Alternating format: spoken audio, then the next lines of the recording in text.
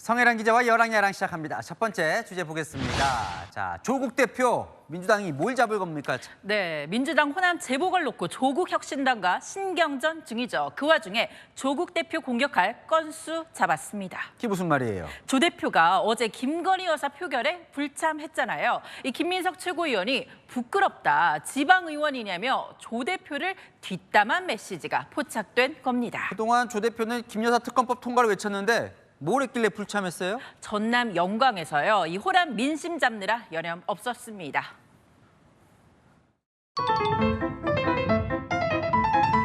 결국 특검만이 답입니다. 이제 국민의힘 의원들도 김건희 특검 법안에 찬성해야 할 것입니다.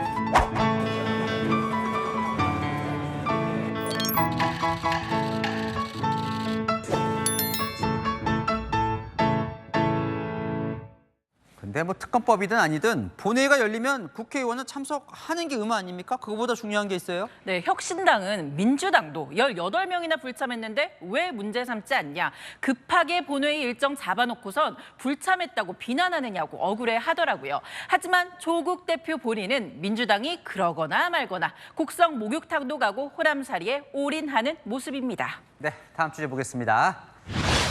김영선 전 의원 공천 개입 논란. 원래 대통령실을 겨냥하는 듯 했는데 이준석 의원 이름이 더 많이 나와요. 뭡니까, 개혁 밀당은? 네, 밀당, 밀고 당기기의 준말이죠. 정치권에서 심야에 김영선 전 의원 만나러 칠불사간 이준석 의원을 향해 밀당했던 것 아니냐는 지적이 나옵니다. 이준석 의원에 의하면 비례 1번을 제시한 김영선 의원 측의 요구를 거절했고 비례대표 3번 문제는 어느 수준까지 협의되었는지 이득이 되니까 논의를 해본 거예요. 4명뿐이 없었던 개혁신당이 5명이 돼야만 비용이 나오거든요. 그게 26억 원 정도. 얘기들이 오고 갔다는 것 자체가 시공창에 아주 썩은 냄새를 보는 듯한. 보조금 받으려고 이제 현역 배지가 필요했다는 의혹인데 자꾸 개혁신당 쪽으로 화살이 와요? 네, 전직 개혁신당 의원들도 그래서 입을 열기 시작했습니다. 칠불사 회동 다음 날 종로에 모여서 논의는 했다고요. 3월 1일 오후 2시에 개혁신당의 주요한 멤버들이 다 모였죠. 개혁신당에서 3번을 달라. 저는 이건 굉장히 구리다. 부정치적인 냄새가 너무 나는 거죠.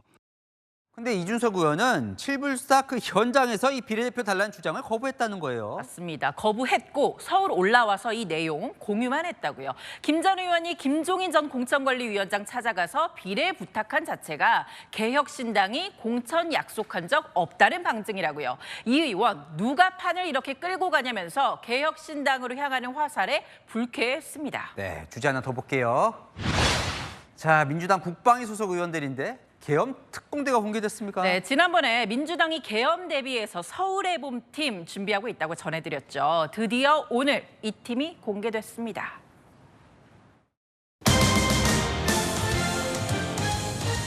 서울의 봄을 지키겠습니다.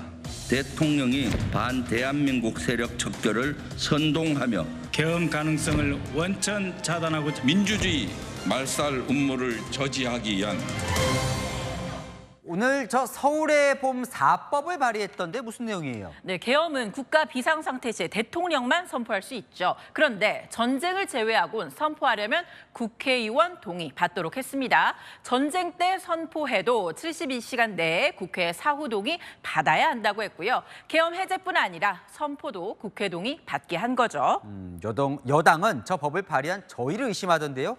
이재명 대표 법원 선고 맞춰서 한 것 아니냐고요? 네, 이 대표가 다음 대선 출마 못하게 될 경우 대비해서 최종심 전에 대통령 탄핵하려는 의도라는 거죠. 서울의 봄이 아니라 이재명의 봄을 위한 찐명의 친위 부대가 윤석열 정부를 탄핵하기 위한 빌드업 목적이 아니고 무엇이겠습니까? 서울의 봄팀 대통령 향해 이 법 거부권 행사하면 계엄 의지 있는 걸로 알겠다며 으름장까지 놨는데요. 계엄 의혹 증거부터 국민들에게 밝히는 게 먼저 아닐까요? 네, 지금까지 여랑야랑이었습니다.